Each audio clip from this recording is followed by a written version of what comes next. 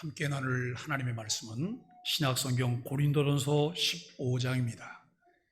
고린도전서 15장 50절로 58절까지 성경을 읽는 동안 자녀들은 조용히 위 앞으로 올라오도록 하시면 좋겠습니다. 제가 성경을 읽을 때 58절 말씀은 함께의 말씀을 읽도록 하겠습니다. 형제들아, 내가 이것을 말하노니 혈과 육은 하나님 나라를 이어받을 수 없고 또한 썩는 것이 썩지 아니하는 것을 유업받지 못하느니라. 보라, 내가 너희에게 비밀을 말하노니 우리가 다 잠잘 것이 아니요 마지막 나팔의 순식간에 홀연히 다 변화되리니 나팔 소리가 나매 죽은 자들이 썩지 아니할 것으로 다시 살아나고 우리도 변화되리라. 이 썩을 것이 반드시 썩지 아니할 것을 입겠고 이 죽을 것이 죽지 아니함을 입으리로다. 이 썩을 것이 썩지 아니함을 입고 이 죽을 것이 죽지 아니함을 입을 때에는 사망을 삼키고 이기리라고 기록된 말씀이 이루어지리라. 사망아, 너의 승리가 어디 있느냐? 사망아, 너의 쏘는 것이 어디 있느냐? 사망이 쏘는 것은 죄요, 죄의 권능은 율법이라. 우리 주 예수 그리스도로 말미암아 우리에게 승리를 주시는 하나님께 감사하노니, 그러므로 내 사랑하는 형제들아, 견실하며 흔들리지 말고 항상 주의 일에 더욱 힘쓰는 자들이 되라. 이는 너희 수고가 주 안에서 헛되지 않은 줄 알미라. 아멘.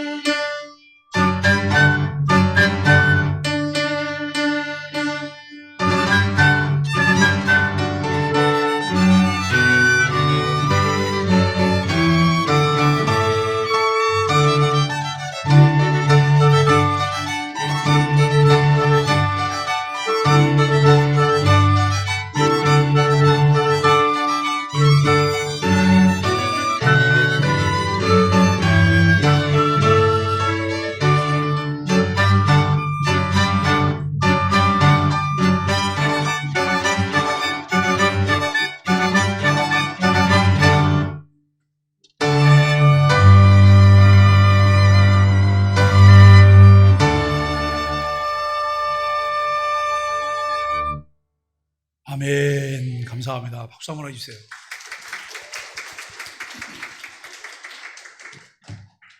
참 감사합니다.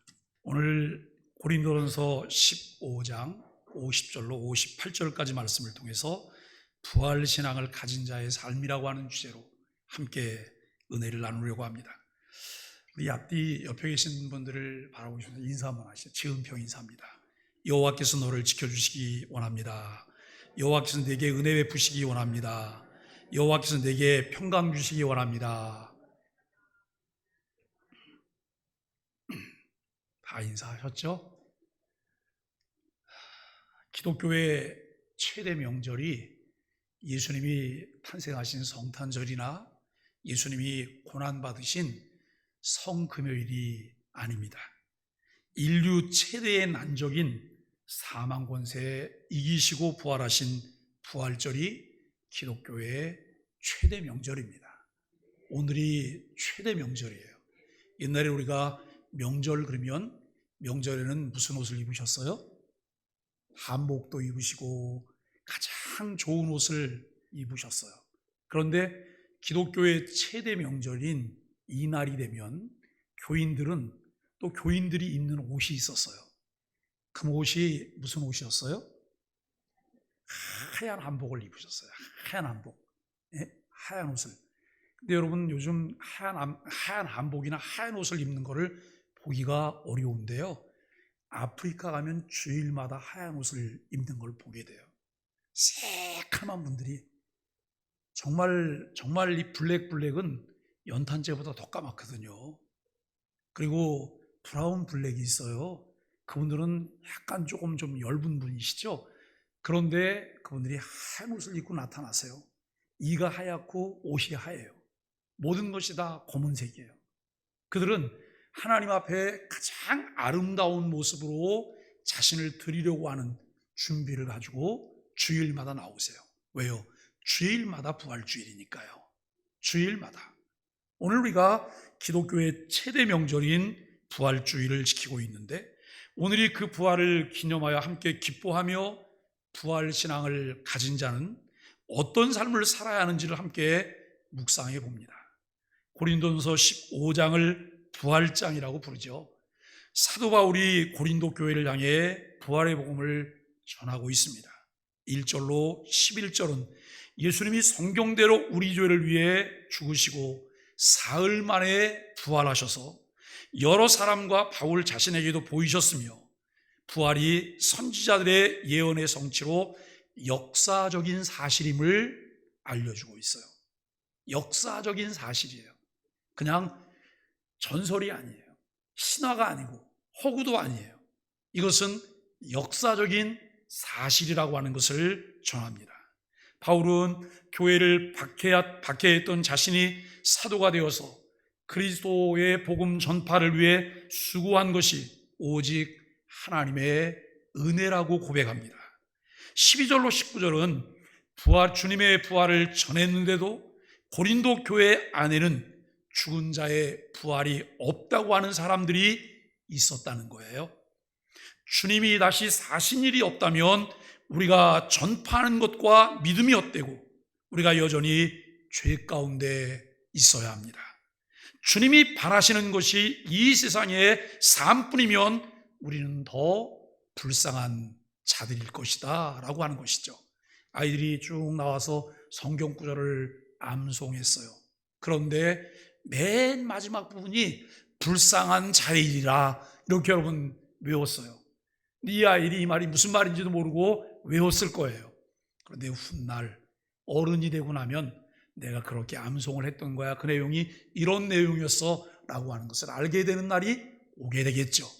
오늘 여러분 이 불쌍한 자가 된다라고 하는 이 부분이 오늘 예배 중에는 여러 차례 강조가 되고 있어요.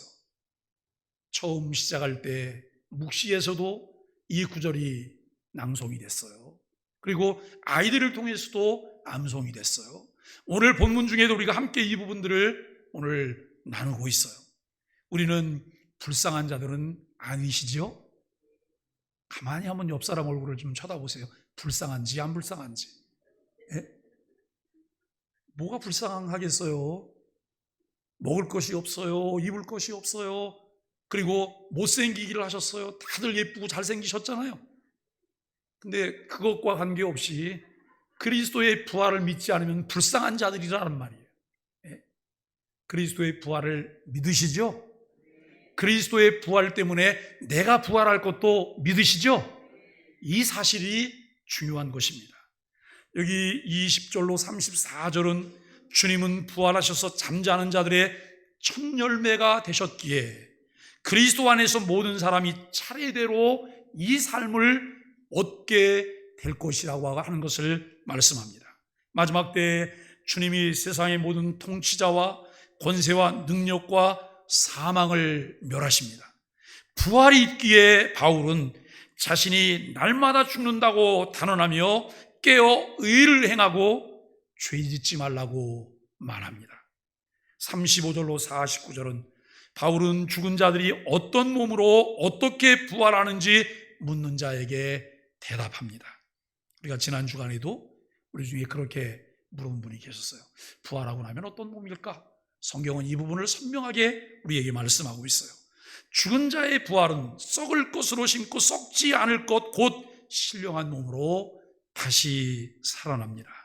우리는 흙에 속한 자의 형상을 입은 것 같이 하늘에 속한 이 곧 살려주신 영이신 그리스도의 형상을 입게 된다고 하는 거예요.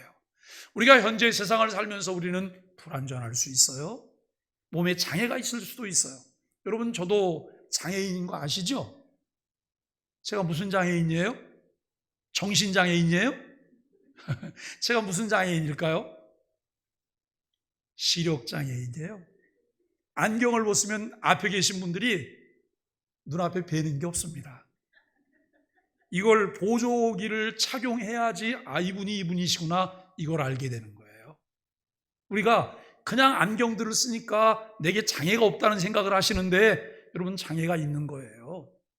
그런데 부활하실 때 부활한 몸은 장애가 없다는 거예요. 온전한 몸이 된다는 거예요. 지난번에 우스갯소리로 이런 얘기를 했어요. 그럼 우리가 부활할 때 우리의 몇 세 때쯤으로 부활할 거냐, 이 이야기를 하는, 가장 아름다운 때, 가장 아름다운 모습으로 우리가 부활하게 된다는 사실을 믿으셔야 돼요. 오늘 본문인 50절로 58절은 썩은 육신으로는 하나님 나라의 유업을 받을 수 없다는 거예요. 마지막 나팔 소리가 나면 그리스도 안에서 우리는 변화된 몸으로 부활하게 됩니다. 또한 사망을 이기리라는 말씀이 이루어집니다. 부활은 몸의 부활을 강조해서 설명하지만, 이 바울은 몸의 부활을 강조해서 설명하지만 그것을 경험하지 못한 사람들이 그것을 이해하는 것은 쉽지 않아요. 우리는 늘 경험이라고 하는 통 속에 갇혀 있어요. 경험이라고 하는 고정관념 속에 갇혀 있기 때문에 내가 경험했던 것이 아니면 쉽게 받아들이려고 하지 않습니다. 여러분, 이러한 어려움은 초대교회 고린도 성도들에게 있었고 현재 우리에게도 있습니다. 우리는 부활한 몸에 대해 어떻게 이해할 수 있을까요? C.S. 루이스는 변환이라고 하는 그의 설교에서 부활 때 성도들이 경험한 영화로운 상태에 대해서 이렇게 묘사를 해요. 부활 때 성도들은 천사처럼 될 것이고 주님을 닮아갈 것이며, 부활한 사람의 생명이 어느 정도로 감각을 갖고 있는지는 모르지만 그것은 우리가 지금 세상에서 느끼는 감각과는 다를 것이다 라고 그런 이야기를 해요. 어떻게 우리의 몸과 감각이 변화할지 모르지만 이 땅에서 입었던 몸보다 더 훌륭하게 되리라고 확신할 수 있습니다. 몸으로 부활하여 하늘에 속하신 그리스도의 형상을 입은 성도들은 하나님의 찬란하고도 선명한 영광 가운데 영원히 거하게 됩니다. 사람은 누구나 죽음에 대한 불안과 두려움을 안고 있습니다. 죽음이 삶의 종말이라고 생각하기 때문입니다. 그러나 부활을 믿는 그리스도인들은 죽음을 다르게 대합니다. 매일 죽음을 기다리셔야 돼요. 매일 죽음을 소망하셔야 돼요. 왜요? 그 다음은 천국이기 때문에요. 이 땅에서 내가 현재 천국을 누리고 있지만 완전한 천국, 영원한 천국에 안착하는 것은 내 육신 장막을 벗고 난 이후이기 때문에 매일매일 우리는 죽음을 기다리고 죽음을 소망하고 그 죽음의 영광을 바라볼 수 있는 하나님의 사람들이 되셔야 해요. 그런데 꽤 많은 사람들이 죽을까 벌벌벌 떨잖아요. 그래서 뭐라고 하면 죽을 뻔했어. 놀라서 죽을 뻔했네. 그리고 여러분, 무서워 죽을 뻔했다고 죽는 것을 무서워하지 마세요. 죽음은 영광이에요. 죽음은 하나님의 은혜예요. 이 땅에서의 모든 수고와 고통을 종료하게 하는 것이 죽음이라는 사실을 우리가 생각해야 합니다. 처음 사람 아담이 하나님과의 약속을 지키지 않아서 하나님의 동산 에덴에서 쫓겨나 험한 세상 나그네의 길을 걷게 되었습니다. 그 나그네의 길은 야곱이 표현한 대로 수고와 고통뿐입니다. 그리고 죽음이라고 하는 종착역에 도착하게 됩니다. 그런 고통의 때를 지나가는 나그네로 살며 우리들에게 필요한 것이 무엇일까요? 고통의 때를 지나는 우리에게 필요한 것은 하나님이 우리를 위해 준비하신 상을 소망하는 마음입니다. 우리가 여러분 히브리서 11장 6절에 보니까 이렇게 우리에게 말씀해요. 믿음이 없이는 기쁘시게 못하나니 하나님께 나아가는 자는 반드시 그가 계신 것과 그를 찾는 자들에게 상 주시는 이심을 믿어야 할지니라 라고 말씀하세요. 우리가 여러분 정말 주의 뜻대로 주의 말씀대로 주님이 기뻐하시는 삶을 믿음으로 살았을 때 하나님은 결코 그 상을 잃지 않을 것이라고 말해요. 우리가 여러분 예수 그리스도의 마음을 가지고 나그네에게 냉수 한 그릇 대접한 것까지라도 주님은 잊지 않고 우리에게 상 주실 것이라고 말씀하십니다. 교회 다니면 다 잘되고 복 받을 거야 라고 하는 메시지에 이끌려 교회 나오신 분도 있을 것입니다. 그런데 그것이 가장 중요한 복은 아닙니다. 하나님이 성도에게 주겠다고 약속하신 상은 바로 내생의 복입니다. 더욱 정확하게 말하면 부활로 누리게 되는 영원한 생명이라고 하는 것이죠. 눈에 보이는 이 세상이 우리 생애의 전부라면 우리는 이 땅에서 믿음에 대한 보상을 받아 내야만 합니다. 그런데 성도 중에도 아직 이 생애의 보상만을 바라는 사람이 있습니다. 그런 사람은 눈에 보이는 보상이 전부라고 생각하면서 헌신했는데 그 보상이 돌아오지 않으면 하나님께 화를 내요. 하나님, 왜 그래요? 그럴 수가 있어요? 섭섭하잖아요. 이렇게 우리가 화를 내요. 그럴 거면 차라리 예수 믿지 않고 마음대로 살면서 이 땅에서 해보고 싶은 것을 모두 하는 세상 사람들의 삶이 더 낫겠다는 생각을 하게 돼요. 이상 삶 너머에 있는 또 다른 세상의 삶이 있습니다. 이 땅에서 주님을 위해 살면 반드시 하나님께서 우리에게 복 주십니다. 여러분 그 사실을 믿으세요? 잘 안 믿으시는 것 같으세요? 반드시 믿으셔야 해요. 이것은 사실이기 때문에 분명한 것은 하나님에게 공짜는 없다는 거예요. 이 생에서 복을 받을 수도 있고 복을 받지 못할 수도 있어요. 그러나 참된 성도는 반드시 복을 받습니다. 왜 그럴까요? 부활이 있기 때문이에요. 부활로 누리게 되는 영원한 생명은 이전과는 전혀 다른 생명입니다. 그래서 예수님을 믿는 우리는 이미 복받은 사람입니다. 여러분 옆 사람과 인사 한번 해주세요. 복 받으셨습니다. 복 받으셨습니다. 그러면 여러분 복 받으셨습니다. 그러면 뭘 이렇게 그냥 쳐다보면 이렇게 반응하셔요. 진짜? 이렇게 물어보셔야 되잖아요. 진짜? 그렇게 확인하셔야 되는 거예요. 우리는 정말 이미 복 받은 사람이에요. 오늘 본문에서 바울은 부활로 얻은 승리에 대해 설명하고 있습니다. 오늘 50절로 54절까지는 썩지 않을 육체를 입을 그리스도인이라고 말하고 있습니다. 바울은 부활이 필요한 이유를 유업 문제로 설명합니다. 부활은 하나님 나라를 유업으로 받을 것이며 썩지 않는 것을 유업으로 받을 것이라 라고 하는 거예요. 우리가 여러분 한 번 태어나면 3번 죽어요. 한 번 태어나면. 그런데 2번 태어나면 2번 죽고 그 다음에 영원이에요. 그런데 한 번 죽는 것은 사람에게 정하신 것이에요. 그 외에는 심판이 있는데요, 한 번 죽을 때에 모든 사람들의 육체는 한 줌에 재로 돌아가고 흙으로 돌아가는 거예요. 이것이 하나님께 범죄함으로 하나님께서 사람들에게 주셨던 벌이에요. 저주였어요. 저주의 결과예요. 그런데 주님께서 다시 오시는 그날 부활의 몸을 입게 될 우리는 썩지 않을 것이라는 거예요. 호련히 변화될 것이라고 하는 것을 우리에게 말씀하고 있어요. 부활 이전의 힘과 육은 썩는 것이기에 하나님 나라를 유업으로 받지 못합니다. 그러나 부활의 사람은 먹지 않는 부활의 몸을 입기에 하나님 나라를 유업으로 받습니다. 이러한 새 몸을 입기 위해서는 죽음이 선행됩니다. 그러므로 죽음은 하나님 나라를 유업으로 받는 축복의 과정입니다. 죽음은 결코 끝이 아닙니다. 우리는 고난주간 특세를 통해서 십자가로 만드신 사랑의 여정을 함께 걸으며 나눴던 이야기들이 있습니다.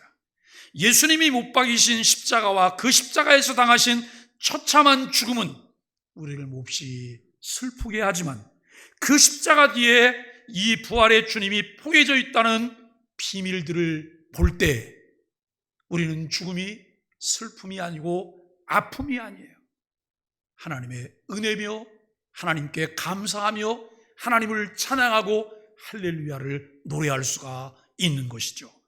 이제는 죄의 결과로 찾아온 죽음과 포개져 있는 우리의 부활을 바라보는 믿음이 있어야 합니다. 그 죽음과 함께 부활이 있다는 사실을 깨닫게 될 때 죽음을 통해 누리게 될 영원한 생명, 영원한 복을 기대하게 돼요. 죽음은 소망이에요. 내 수명이 이제 얼마 남지 않았다고 하는 것을 느낄 때 우리는 하나님께 감사해야 돼요. 하나님, 드디어 이 땅의 수고와 고통을 마무리하고 본향으로 돌아갈 수 있게 하시니 감사합니다. 그 순간을 기다리시게 되기를 예수 그리스도 이름으로 간절히 축복합니다. 바울은 썩는 것이 변화되는 비밀을 알려줍니다. 그리스도께서 천군 천사들의 나팔 소리와 함께 세상에서 재림하실 때 성도들은 순식간에 호련히 변화될 것이라고 51절이 말씀해요. 여러분, 데살로니가서를 통해서 이 부분을 구체적으로 말씀하고 있습니다. 이미 죽은 성도들은 소생하여 썩지 않는 부활의 몸으로 변화할 것이고 살아있는 자들은 썩지 않는 부활의 몸으로 변화할 것입니다. 우리는 죽지만 부활하여 썩지 않고 죽지 않은 몸을 덧입게 됩니다. 이것이 우리가 기다리는 감격적인 최종 구원이라는 사실을 분명히 믿으셔야 합니다. 바울은 부활의 몸을 입게 될 사건이 이사야 25장 8절의 성취라고 말하고 있습니다. 이는 사망이 더 이상 효력을 발휘하지 못한다는 뜻입니다. 그리스도께서 재림하실 때 부활을 통해 사망은 그 권세가 완전히 꺾여버리고 생명이 승리합니다. 여러분, 사망이 이 세상에서는 왕노릇하고 있어요. 사망이 얼마나 무서운지 몰라요. 그래서 여러분, 우리가 정말 무서운 사람이 어떤 사람, 너 정말 죽을 거야. 우리 한국 사람들은 그 말 많이 하잖아요. 너 죽었어. 어릴 때부터 그 말 얼마나 많이 하고 살았어요. 그런데 우리와 문화가 다른 미국이나 유럽에서 이 말을 하면 붙잡혀가는 거예요. 우리는 정말 죽일 마음 가지고 그 말하는 사람 없잖아요. 너 혼내줄 거야? 가만히 안 둘 거야? 이런 표현이 너 죽일 거야 라고 하는 표현으로 표현이 되어져요. 그런데 정말 사망이 무섭잖아요. 죽으면 끝장이잖아요. 모든 것이. 내가 하고 싶은 건 아무것도 할 수가 없어요. 죽음이. 그래서 죽음이 늘 사람들을 그렇게 위협했던 거예요. 그런데 죽음 그 너머에 부활의 새 생명, 영원한 생명이 있다는 사실을 우리가 믿게 되었기 때문에 죽음을 두려워하지 않아요. 왜 여러분 기독교인 순교자들이 나올까요? 기독교인 순교자들이 죽음 이후의 부활을 바라보기 때문이에요. 구차하게 세상과 타협하고 진리 속에서 진리를 버리는 그런 일을 선택하지 않고 진리를 지키며 죽음을 선택하는 이유가 거기에 있다는 거예요. 무모한 것일까요? 아니요. 그들이 바라보는 것이 있잖아요. 우리는 두라평지에 세워졌던 여러분 신상을 생각해요. 느부갓네살이 그를 우상화하고 그를 신상화하기 위해서 두라평지에 신상을 세웠습니다. 그리고 모든 사람들이 거기에 절하게 해요. 그때 다니엘의 세 친구인 사드락과 메삭과 아벳느고도 불려가요. 절하지 않아요. 왕이 그들을 회유해요. 사드락과 메삭과 아벳느고야, 너희들이 진짜 그렇게 했냐? 진짜 절하지 않았냐? 이제라도 절하면 좋거니와 절하지 아니하면 풀무불에 너희들이 들어가게 될 것이다 라고 말을 해요. 그때 여러분 사드락과 메삭과 아벳느고가 너무 선명하게 뭐라고 말하냐면, 왕이여, 그럴 수 없습니다. 하나님께서는 능히 우리를 구원하실 것이고 만일 그리하시 않으실지라도 우리는 신상 앞에 절할 수 없습니다. 내가 가진 신앙은 유일신 하나님만 섬기는 신앙입니다 라고 하는 고백을 그들이 해요. 여러분, 그리고 진짜 그들이 풀무불 속에 던짐을 당하잖아요. 그런데 하나님의 은혜로 기적을 베푸셔서 3명을 집어넣는데 그 안에 4명이 동실동실 춤을 추며 털끝 하나 상하지 않은 모습을 드러내요. 신의 아들이신 성자께서 그 고난 가운데 함께 하시며 그들을 건져내십니다. 이 불이 얼마나 뜨거운지 사드락과 메삭과 아벳느고를 풀무불 속에다가 집어넣는 사람들이 그 불에 타 죽었어요. 그럼에도 불구하고 불 속에 들어간 사람은 불에 탄 냄새조차 없을 정도로 온전하게 보존되는 그런 역사가 있었음을 알게 됩니다. 여러분, 그렇게 아담의 범죄 이래로 인류를 끊임없이 지배오던 사망의 권세가 더 이상 아무런 힘을 발휘하지 못하게 됩니다. 이는 하나님의 약속입니다. 그 약속이 어디에 있어요? 그 약속이 어디에 있죠? 텔레비전 드라마를 열심히 보시면 드라마 속에서 그 약속이 나오죠? 마실 가서 친구하고 얘기하다 보면 그 약속이 줄줄줄 나오나요? 아니요. 그 약속은 성경 속에 있어요. 하나님이 우리에게 가장 큰 선물로 주신 하나님의 완전 계시인 66권 성경 속에 그 약속들이 고스란히 다 기록되어 있다는 거예요. 이 문서는 사문서가 아니에요. 지금도 살아 역사하는 하나님의 말씀이에요. 그래서 우리가 매일 아침 하나님의 말씀을 묵상하는 거예요. 그래서 우리가 매일매일 성경을 읽는 거예요. 이 은혜가 저와 여러분들에게 있게 되기를 바랍니다. 부활을 통해 사망을 이기고 승리합니다. 55절로 56절은 사망의 화살 앞에 당당한 그리스도인을 말씀하고 있습니다. 바울은 사망 권세에 관한 호세아서 이제 13장 14절의 말씀을 인용해서 승리의 계가를 부릅니다. 더 이상 사망에게는 승리도 쏘는 것도 없습니다. 여기서 사망이 쏘는 것은 죄입니다. 사망은 죄라고 하는 무기를 사용해 사람을 고통스럽게 합니다. 그런데 이 엄청난 사망의 능력을 예수 그리스도께서 파괴하셨습니다. 57절, 59절은 더욱 굳건하게 서야 할 그리스도인입니다. 그리고 하나님은 예수 그리스도를 통해 우리에게 승리를 주십니다. 우리는 날마다 넘어지고 실패하지만 하나님은 그리스도의 능력으로 우리를 일으켜 주시고 우리를 이기게 하십니다. 마지막으로 바울은 사랑 가득한 음성으로 고린도 교인들을 향해 믿음에 견고하여 흔들리지 말 것을 당부합니다. 또한 부활신앙을 가지고서 항상 주의 일에 더욱 힘쓰라고 권면합니다. 부활에 대한 확신과 소망은 주님을 위해 더욱 열심을 내게 하는 동력이 됩니다. 하나님은 우리의 수고에 합당한 보상을 하십니다. 부활신앙은 미래의 종말론적 사건에 대한 지식에 그치지 않습니다. 부활신앙은 현재 우리의 삶을 붙잡아주고 주님을 위한 열심을 북돋아주는 원동력이 된다고 하는 것이죠. 사망은 여전히 이 땅에서 폭군처럼 행세하고 있습니다. 사망이 모든 사람을 무덤 안으로 꼼짝없이 데리고 들어가는 것 같습니다. 그러나 사망은 예수 그리스도에 의해 완전히 패망했습니다. 부활은 사망에 대한 승리를 약속합니다. 우리는 주님의 재림과 함께 영광스러운 몸으로 호련히 변화될 것입니다. 이 약속을 굳게 붙들고 오늘도 승리의 노래를 힘차게 부르십시오. 사랑하는 소망의 가족 여러분, 부활을 믿는 이들에게 필요한 것은 갈라디아서 2장 20절 말씀입니다. 내가 그리스도와 함께 십자가에 못 박혔나니 그런즉 이제 내가 사는 것이 아니요 오직 내 안에 그리스도께서 사신 것이라. 이제 내가 육체 가운데 사는 것은 나를 사랑하사 나를 위하여 자기 자신을 버리신 하나님의 아들을 믿는 믿음 안에서 사는 것이라 라고 하는 말씀입니다. 그렇습니다. 하나님의 아들을 믿는 믿음 안에서 살아야 합니다. 처음 사람 아담을 하나님의 형상대로 창조하시며 그를 하나님의 대리자로 왕으로 세우시며 그에게 문화명령을 주셨습니다. 창세기 1장 28절에 하나님이 그들에게 복 주시며 하나님이 그들에게 이르시되 생육하고 번성하여 땅에 충만하라. 땅을 정복하라. 바다의 물고기와 하늘의 새와 땅에 움직이는 모든 생물을 다스리라 하시니라고 말씀하셨습니다. 죄로 하나님의 형상을 상실했습니다. 이 세상 나그네로 방황하던 우리들에게 예수 그리스도의 십자가의 죽음과 부활을 통해서 하나님의 형상을 회복하게 하셨습니다.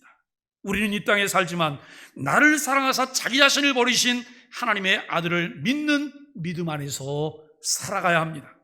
그것이 부활신앙을 가진 하나님의 형상을 회복한 그리스도인의 삶의 자세입니다.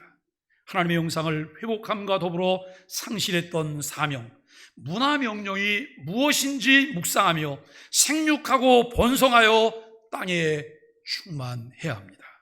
땅을 정복하고 모든 것을 다스리는 하나님의 대리자로 진정한 왕으로서의 삶을 살아야 합니다. 예수님의 부활은 나의 부활입니다. 그 사실을 분명하게 믿으십니까? 영원한 생명을 가진 자로 이 땅에 살지만 하나님 나라 시민권을 가진 자입니다. 사망의 그늘에 매여 고통하는 실패자로 패배한 나그네 이 세상을 여행하는 여행자가 아닙니다. 기약된 영원한 나라를 기다리는 자유여행자로 이 땅을 살아가게 되기를 예수 그리스도의 이름으로 간절히 축복합니다.